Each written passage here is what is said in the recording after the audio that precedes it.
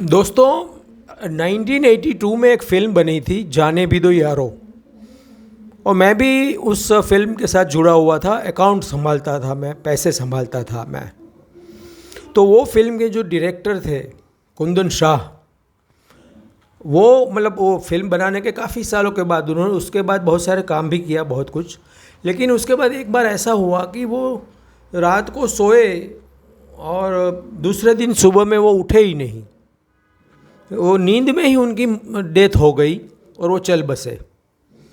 ठीक ऐसा ही एक और किस्सा है हमारे यश जी का।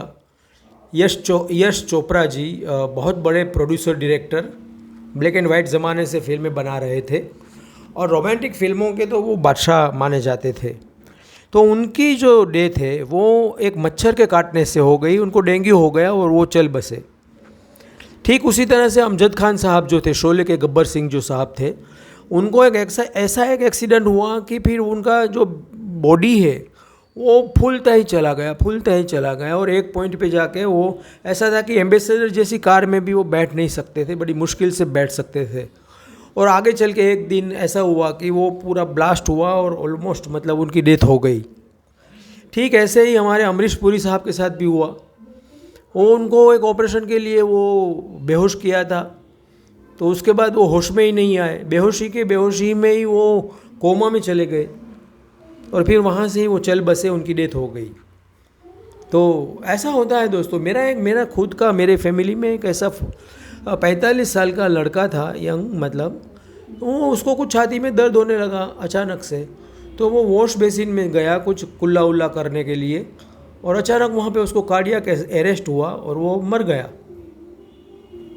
एक ऐसा और किस्सा भी हुआ था जो मैंने देखा था, वीडियो किसी ने भेजा था।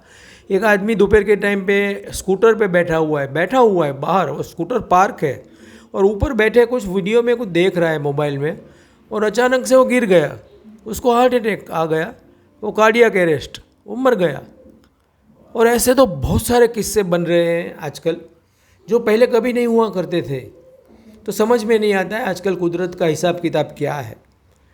तो दोस्तों ये जो बात मैं आपको बता रहा हूँ, ये सेम किस्से, सच के किस्से जो है सच्चे, वो एक बुज़ुर्ग, एक एजेड आदमी से मैं बात कर रहा था, अंकल से। तो मैंने कहा अंकल देखिए आजकल क्या हो गया है, बहुत डर लगता है ये सब सुन के।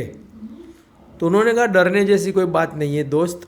क्या है कि ये जो नेचर, जो तू बोल रहा है कि ये नेचर ऐसा हो गया है और आजकल नेचर ऐसा कुछ कर रहा है, तो यही नेचर है जो बहुत सारे ऐसे लोगों को ज़िंदा रखे हुए हैं जो 80 साल के हैं, 85 साल के हैं, 90 साल के हैं और अभी भी चल फिर रहे हैं, खाना वाना अच्छी तरह से खा रहे हैं, कोई प्रॉब्लम नहीं है उनको।